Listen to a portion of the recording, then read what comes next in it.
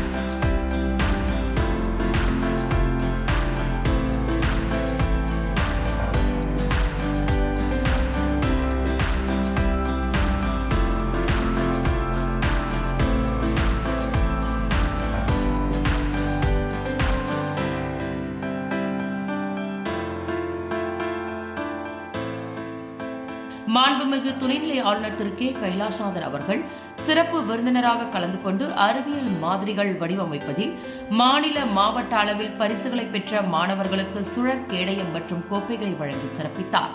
மாணவ மாணவிகள் உருவாக்கிய அறிவியல் மாதிரிகளை பார்வையிட்டார்.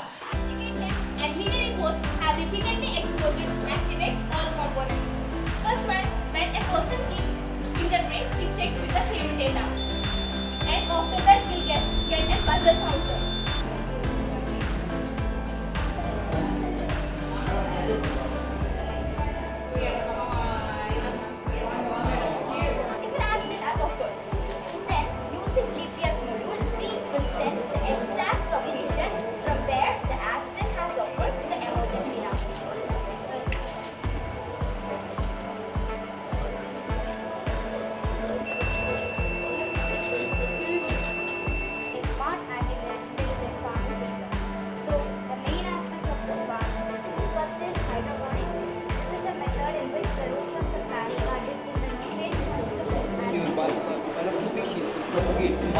Multiple crops for changing the carbon dioxide levels to mimic climate change.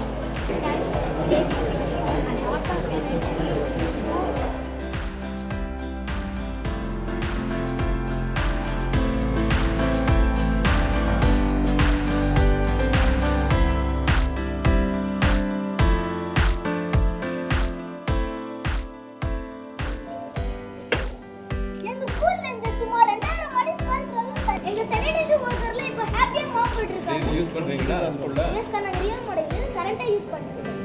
ஆனா நான் வந்து இது லோ காஸ்ட்ல தான் செஞ்சேன்.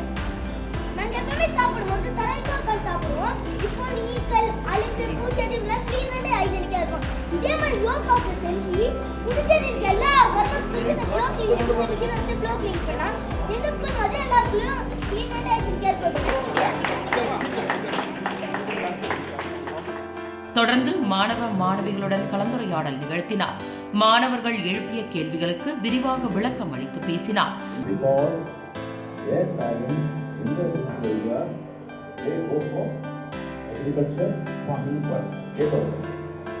இந்த நிறைவு விழாவில் மாண்புமிகு துணைநிலை ஆளுநர் திரு கே கைலாஷ்நாதன் அவர்கள் உரையாற்றுகையில், முதலில் இந்த சயின்ஸ் எக்ஸிபிஷனில் கலந்து கொண்டு மாணவர்கள் மாணவிகள் அறிவியல் அறிவை கற்பனை திறனை வெளிக்கொண்டு வரும் விதமாக அவர்களை வழிநடத்தி கொண்டிருக்கும் ஆசிரியர்கள், எக்ஸிபிஷன் ஏற்பாடு செய்த அதிகாரிகள் அனைவருக்கும் என்னுடைய வாழ்த்துக்கள், பாராட்டுக்கள். ஏனென்றால் இதை வெறும் எக்ஸிபிஷனாக மட்டுமல்ல, இந்தியாவின் எதிர்கால அறிவியல் பயணத்தின் ஒரு அடையாளமாக தான் நான் பார்க்கிறேன். I was highly impressed by some of the exhibits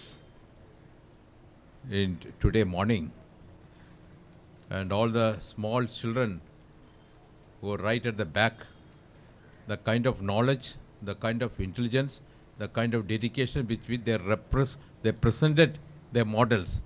It was really wonderful. I feel so proud today to stand before you that you have such a great generation which is growing up to take care of India in the future. அன்பான மாணவர்களே, நீங்கள் இங்கு வைத்து இருக்கும் ஒவ்வொரு மாடலும் உங்களுடைய உழைப்பை, முயற்சியை, அறிவியல் சிந்தனையை, நாளைய இந்தியாவை பற்றிய உங்களுடைய கனவை சொல்கிறது. Environment conservation, sustainable energy, AI model, robotics ஒவ்வொன்றும் ஒரு வகையான ஆர்வத்தை தூண்டுகிறது. அதற்காக உங்கள் எல்லோரையும் நான் மனதார பாராட்டுகிறேன். மாணவர்களே, ஒரு காலத்தில் அறிவியல் தொழில்நுட்பத்தை கடன் வாங்கிய நாடாக, இறக்குமதி செய்த நாடாக இந்தியா இருந்தது. ஆனால் இன்று உலகத்திற்கு அறிவியல் தீர்வுகளை, சயின்ஸ் சொல்யூஷன்ஸ் தரும் நாடாக இந்தியா வளர்ந்திருக்கிறது.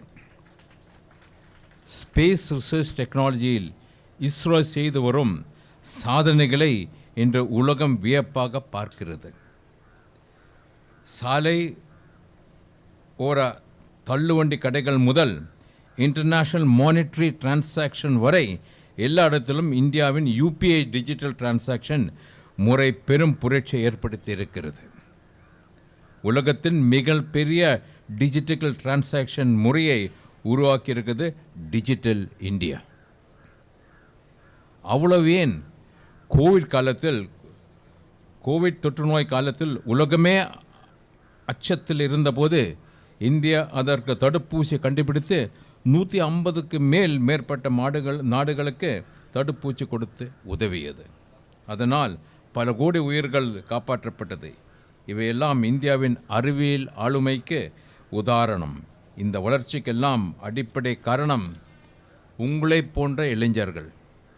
அறிவியல் ஆராய்ச்சியின் மேல் கொண்டு இருக்கும் ஆர்வம்தான் மாணவர்களே, அறிவியல் என்பது நம்முடைய பாடப்புத்தகத்தில் மட்டுமில்லை, அது நம்முடைய வாழ்க்கையில் ஒவ்வொரு இடத்திலும் இருக்கிறது.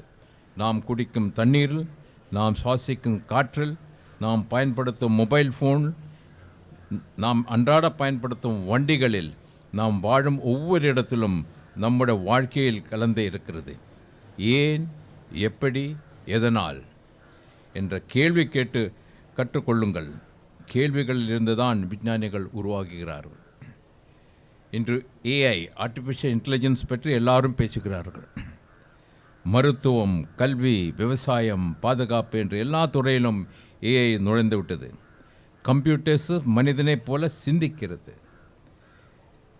நேற்று கூட ஜெர்மனி நாட்டிலிருந்து 30 மாணவர்கள் இங்கே வந்திருந்தால் 15 நாள் இங்கே புதுச்சேரியில் தங்கியிருக்கிறார்கள். அவரோட சந்தித்து பேசினேன் நான். அப்போது ஏஐ பற்றி கேட்டார்கள். நான் சொன்னேன், ஏஐ பார்த்து பயப்பட தேவையில்லை, அதை பயன்படுத்த கற்றுக்கொள்ள வேண்டும். அதை மனித நலனுக்காக பயன்படுத்த வேண்டும். நினைவில் கொள்ளுங்கள், ஏஐ மனிதனை மாற்ற வரவில்லை, மனிதனை வழிப்படுத்த இருக்கிறது ஏஐ. அதனால் மாணவர்களே, அறிவியலோடு இணக்கமாக வாழுங்கள்.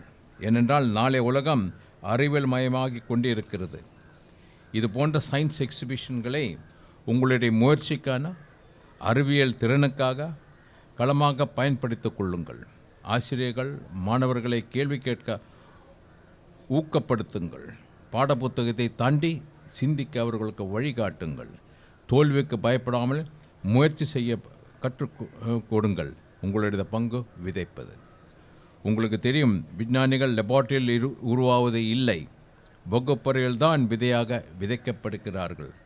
பின்னாளில் அறிவியல் சிந்தனையோடு புதிய பிடிப்போடு மரமாக வளர்ந்து நாட்டுக்கு பெருமை சேர்க்கிறார்கள். மாணவர்களே, நான் நம்முடைய பாரத பிரதமர் நரேந்திர மோடி சொல்லும் விகசித் பாரத், ஆத்ம நிர்பர் பாரத், வளமான வளர்ச்சி அடைந்த பாரதத்தை, தன்னிறைவு பெற்ற பாரதத்தை வழிநடத்த நீங்கள் தான் போகிறீர்கள்.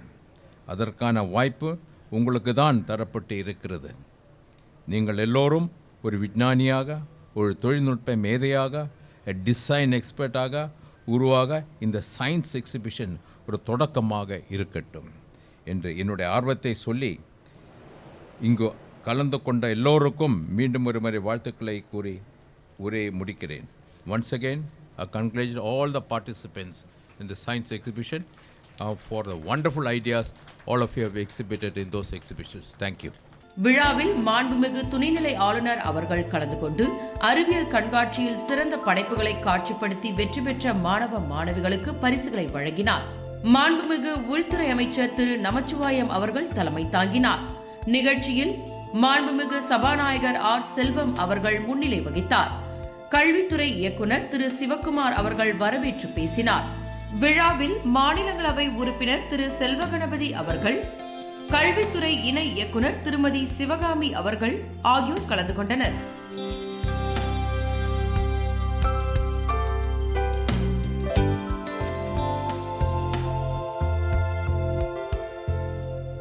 இந்த நிறைவு விழாவை தொடர்ந்து பள்ளி மாணவர்களுடன் ஒன்றாக அமர்ந்து மதிய உணவை உட்கொண்டார்.